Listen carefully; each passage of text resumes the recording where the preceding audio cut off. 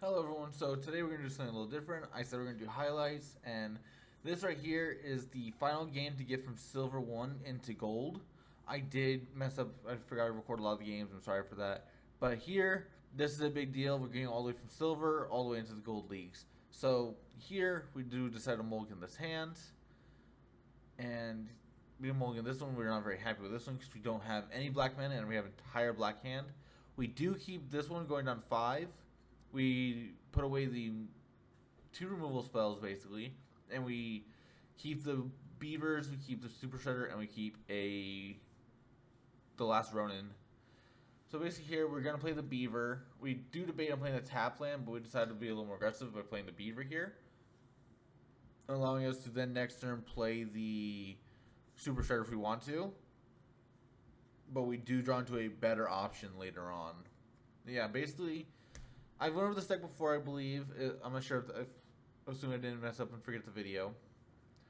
Basically, this whole deck revolves around the sneak mechanic and ninjas. I place the ninjas out, pull them out, and just deal a bunch of damage by attacking. I also have the quintessential katana that allows me to gain life whenever my ninjas deal damage, or whatever ninja is equipped to deals damage. Here we draw the splinter, so we swing and bounce it back.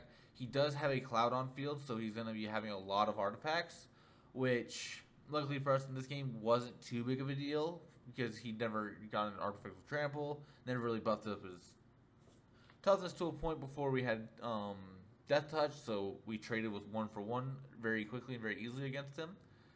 So yeah, wasn't it was a slow and long and grindy game, but it wasn't the biggest threat for the game. Here, we do debate on playing Super Shredder here, or if we should just try and play the last Ronin or the Beaver. Here, I think the best bet would be to play the Beaver and then into Ronin. But I believe we end up playing Shredder. Yeah, we play Super Shredder and the Beaver this turn, which is still a pretty solid option. Just because, like,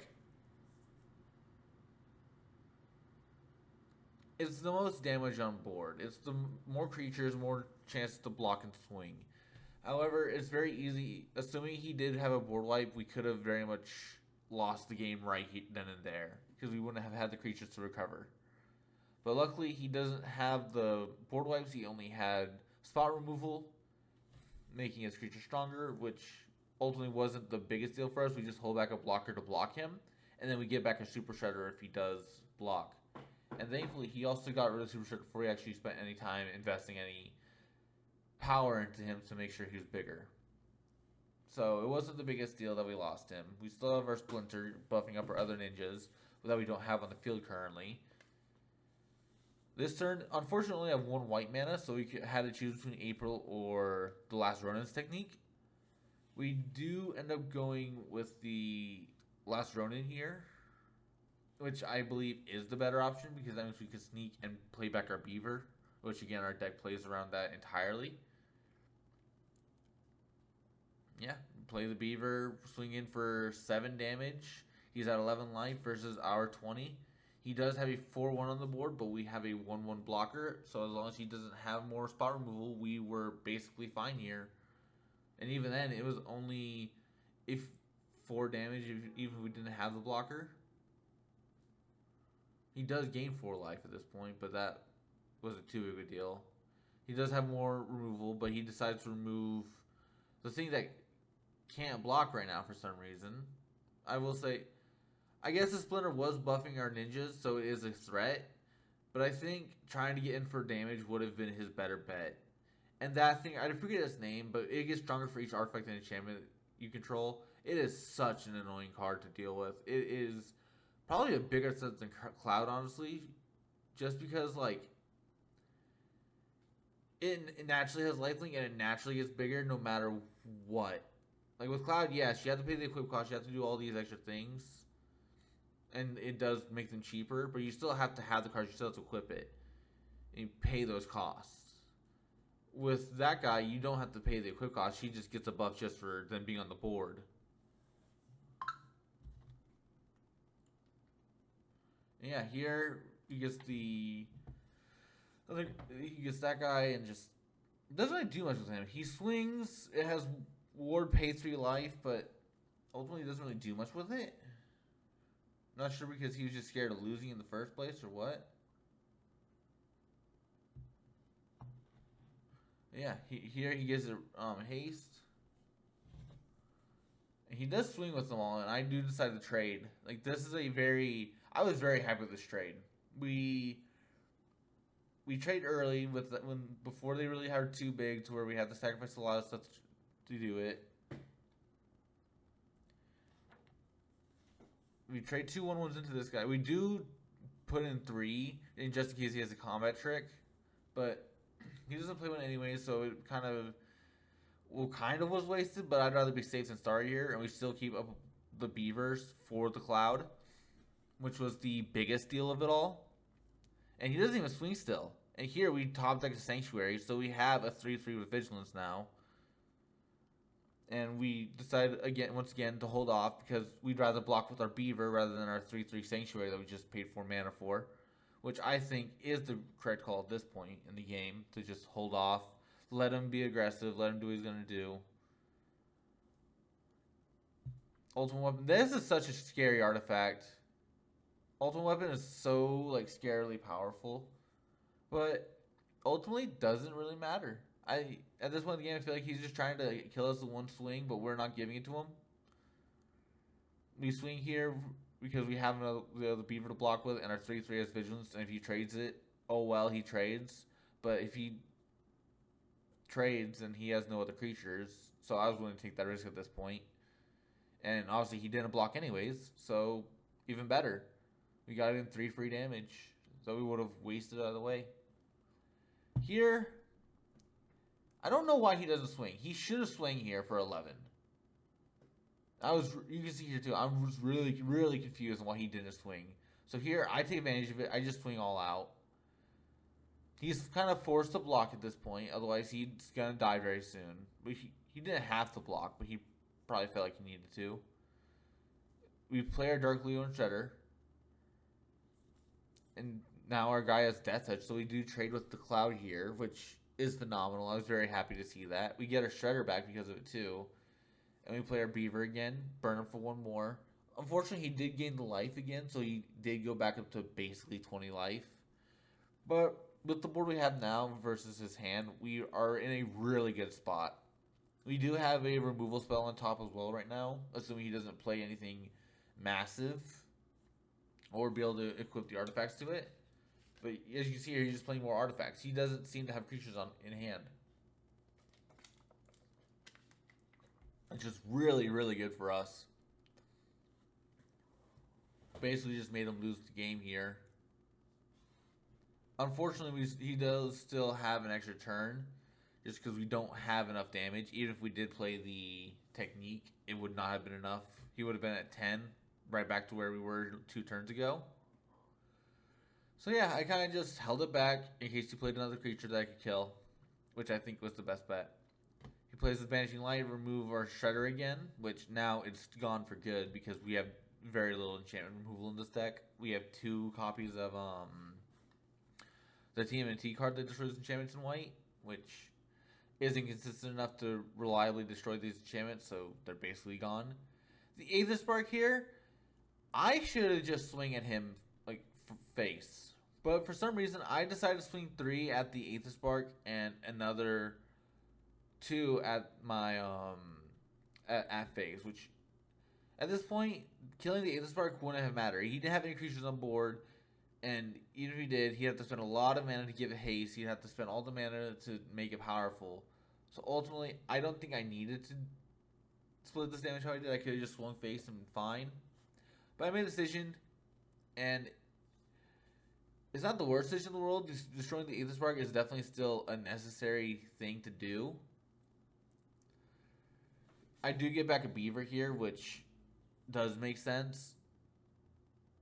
Like, having the Beaver in hand to be able to play it and have a blocker just in case he does play something is really important. Because then I can chump block and prevent me from taking damage. But, again, yeah. I just should have swung at face. he would have been 3 damage. It would have only been 3 damage, but that's still 3 damage closer to lethal than I was before. Either way, he passes, concedes the game, and we win, and we get into gold, as you see right here. Silver tier 1 into gold 4. I was really happy to see this, especially since we had only just started the account a little while ago. But now, into the next game, we have a pretty okay starting hand here. I decided to keep it. It definitely is slow, but I decided to risk it and see where it goes. So we play the quintessential katana, and we do get rewarded. We drew the perfect, like, the turn 2 play that we can equip the quintessential katana right onto because it's ninja. And then turn 3, we swing with a 3/3 that can't be blocked by creatures with 3 or less power, or 3 or more power is how that would go. We have a solid removal option, but we don't really want it right now. We do want the draw power from the Saki right now, though. So we decided to put that on top and keep the removal towards bottom. And then he plays this Empyrean Eagle, which can't block us. So we're going to go ahead and... This time we just hard cast the technique, the Karai's technique, just to get rid of his 2/3 flyer. That can be a problem for us. And it does make our guy a 6/6, which swinging for 6 damage on turn 3 is really solid.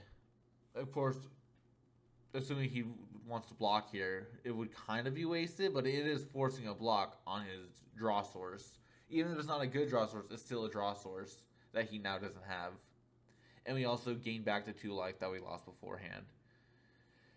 They do have the Banishing Light, though, unfortunately, so we do lose out on our ninja. But we still have plenty more in hand to not be worried about it.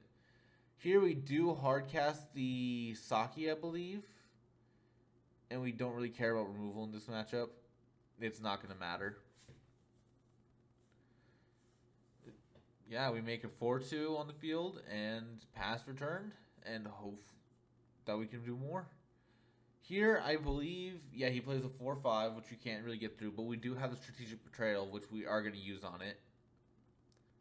And no point in using... We can't even play the Karai right now, actually, for some sneak cost. So we just play the tap land, swing for 4.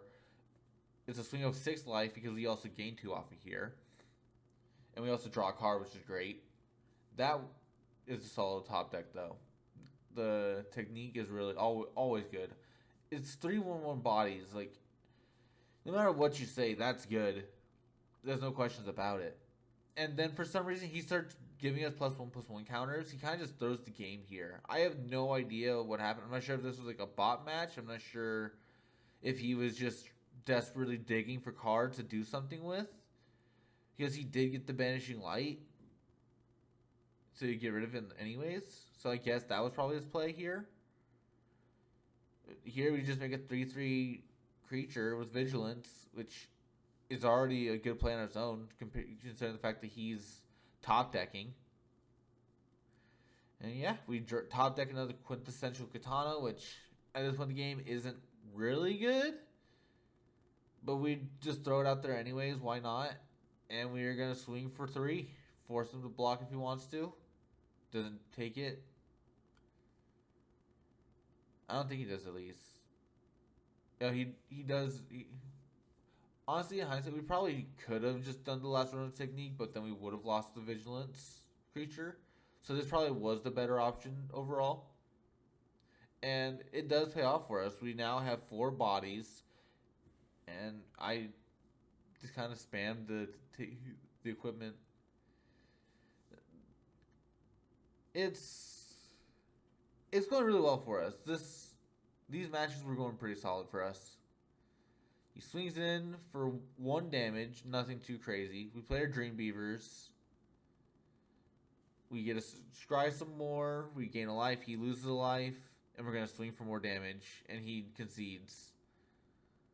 Well, he doesn't concede. He just admits a good game. And then there's the concede right there. Yeah. Yeah.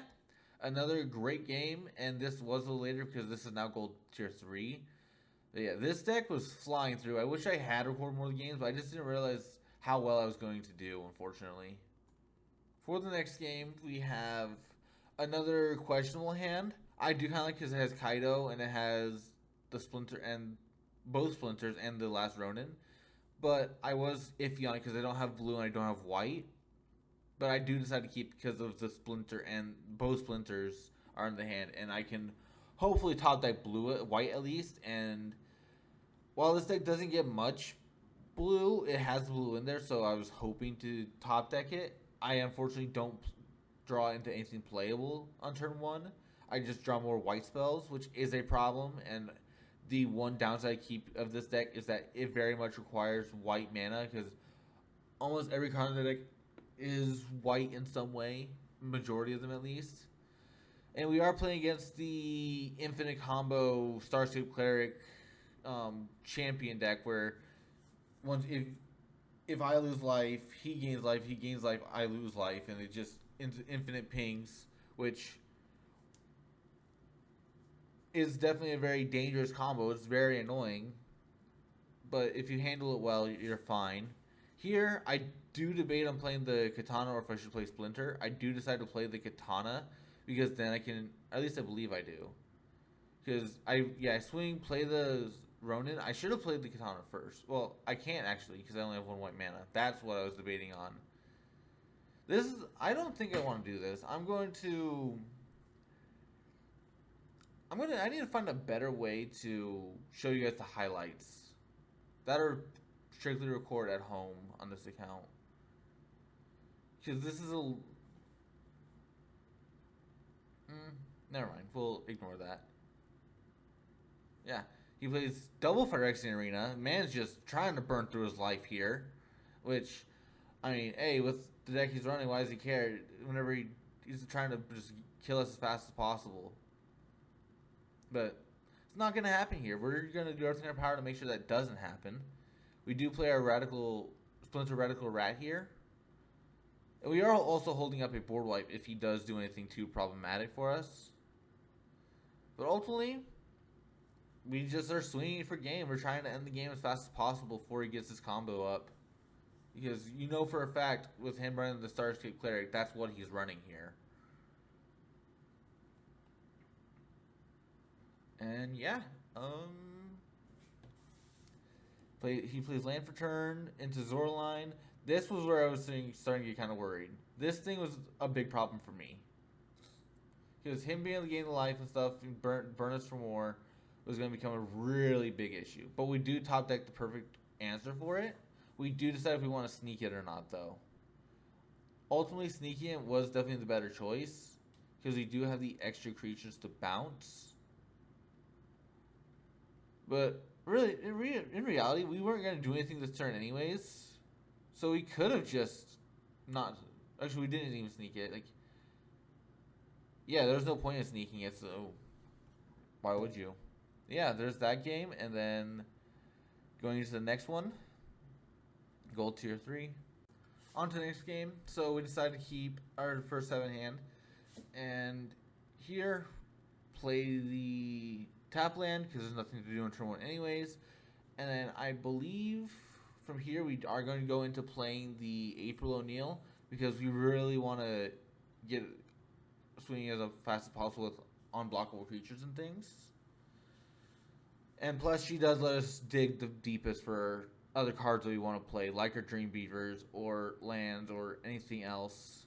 And we do decide to keep both because we are a little short on lands here.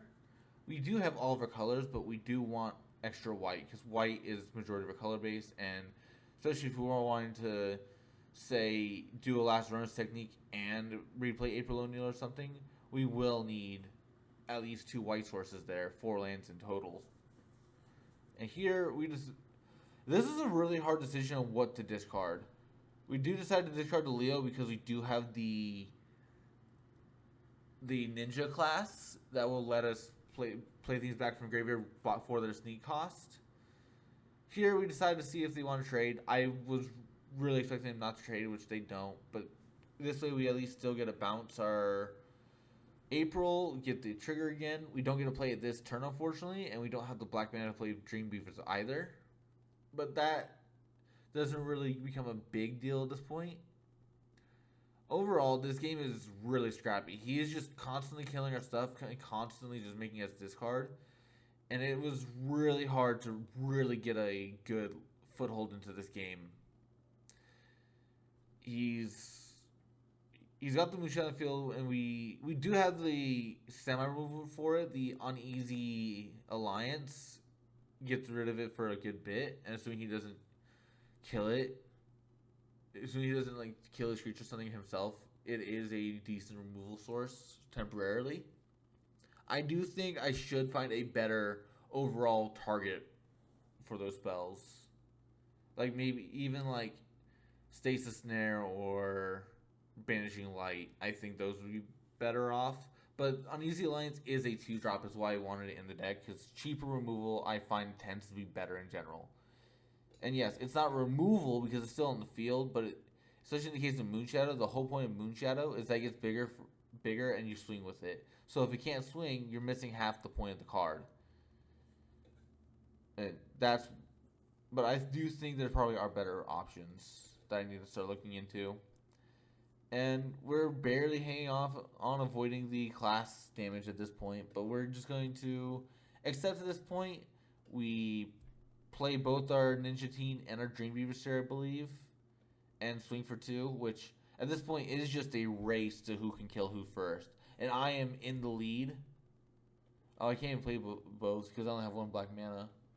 But that's fine. I'd rather have the Ninja Teen on there anyways, because that means we can start upgrading that and start having the...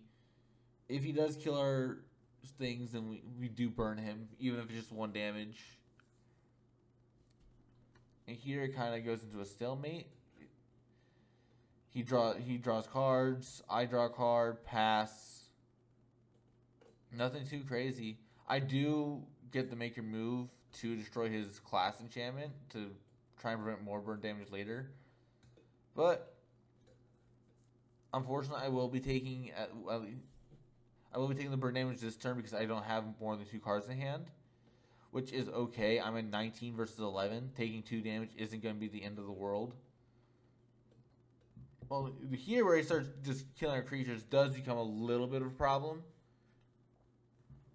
because we're top decking. We don't have a lot to do right now, so it is a little nerve-wracking having him kill both of our creatures. Here, we do the Make Your Move. And I don't remember if we decide to Strategic Betrayal or if we hold off to be able to exile it. But yeah, we do the class ability. We decide to do the class ability, give any of our future creatures +1/+0 and menace, which obviously we have the creatures on board. It's useless right now, but it's better to get it handled now and have a possibility of doing it later than never doing it at all. Here we are debating on if we want to level it up again or not. I think the better call here would have been to just get rid of the Moonshadow and create the 1/1 ninja, but we do play the Splinter here and level up, and we do level up as well. So yeah, I think the better play definitely would have been just get rid of the Moonshadow. That would have been the safer bet. I am playing rather aggressive here, but he did have the removal either way. Not that it really mattered that we played the ninja, the Splinter, because he just killed the same turn we played it anyways. This is where things got a little dicey for me. He now got rid of the Moonshadow. I didn't get the benefit for the extra creature that I was debating on doing the whole last turn, which I do think, in hindsight, would have been the better play. Especially now that he does have Sephiroth on the field, giving him the extra card draw, even if it was just a land, is a problem. But we do at least have the Strategic Betrayal here to deal with the Sephiroth before it becomes a really big problem. And yeah, at this point, we're both top decking entirely. I have the Kaido in hand to create a 3/4, but versus a Liliana, it's not too much crazier. Here, he starts creating zombies. We have a pretty decent option here. We have Shredder and we have Kaido. Kaido, while yes, he is a little bit less good for this deck, I'm starting to realize, I do think he's good to have just for the sheer fact that his +1 gives the emblem. And we play Super Shredder here because Super Shredder just makes sense here.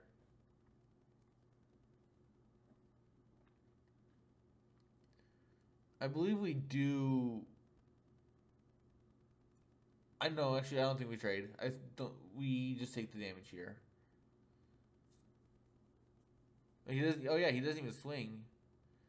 Here, just gonna hard cast the Kaido. I believe. Yeah, we hard cast Kaido, and give ourselves the emblem, so that we can start blocking more profitably. Or no, we put a stun counter. Yeah, we stun counter and tap one of them, so he can't block our super shredder.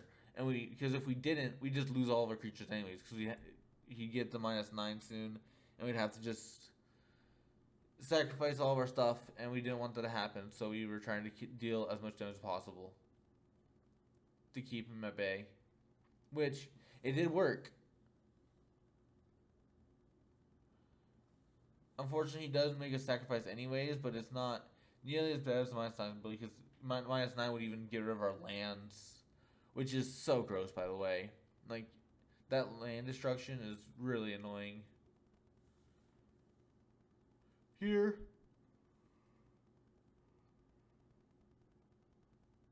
He just plays the Offspring, failed passage for the landfall. He just starts burning us a lot for damage.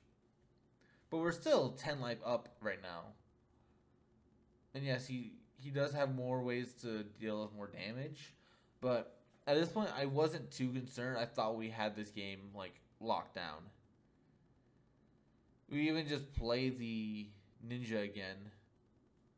And give our Kaido a +1/+1. Because now he's kind of forced to block here and let one of his things die. I do decide to kill Liliana just for good measure.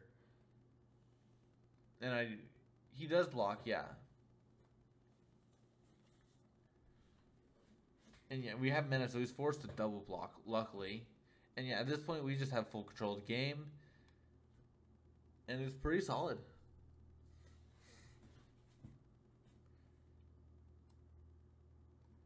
We just played the other Ninja team because why not? Like, we had nothing else to do with our hand.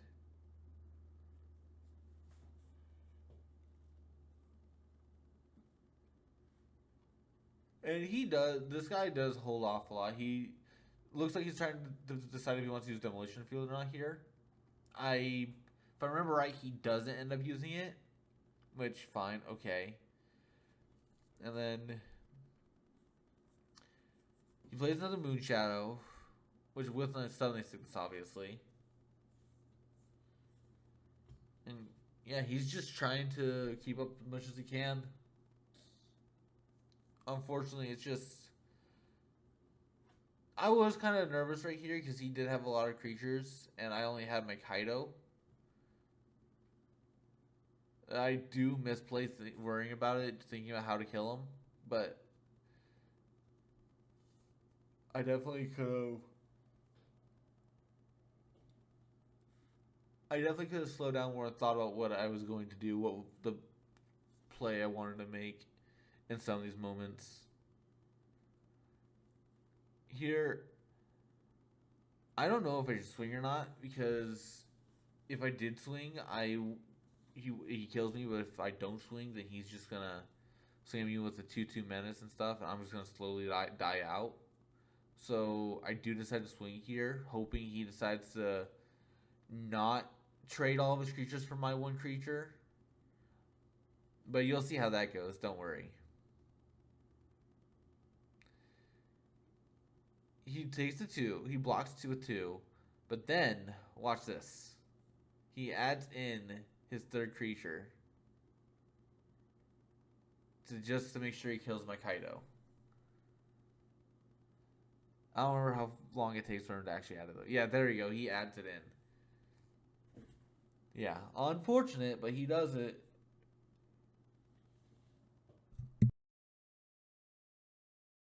I was considering here, like, doesn't matter what way to do damage and stuff, and I realized it doesn't matter. They're all 2s, so I can just hit OK and they all die in order. He does get to draw power from it, so that is one plus out of having Liliana in the field. And we deal 2 damage to him with our Ninja Teens, leaving him at 3 life, which is huge at this point in the game. I think we do decide to play Karai Hardcaster at this point? Yeah, we do. Yeah, and we activate the ability to give our guys more stuff. Because now if we kill one, we still have another one to do the same effect. We had nothing in hand, so he just cycles the intimidation tactics. Makes sense. Draw as many cards as possible. Filter our stuff. I bet you he probably got like a bunch of lands or something he didn't want to be able to play. Bloodghast is an annoying card. Bloodghast, whenever land enters, he can enter the battlefield tapped, I believe. Or is it untapped, but it can't. It gains haste if it's 10 or less. I think that sounds right.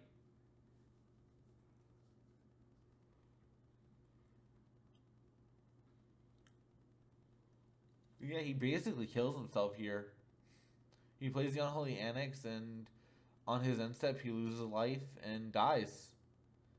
I thought it was pretty funny the way he died like this. And on to Gold Tier 2. Gold Tier 1. We were shooting through really fast with these ranks. I was very happy with it. This next game is our game that got us close to platinum, but we didn't. We kind of got into a weird streak after this point. Anyways, thank you all for watching. Hope you enjoyed. Like, comment, subscribe, all that. And come back again. Yeah, thank you all. Bye.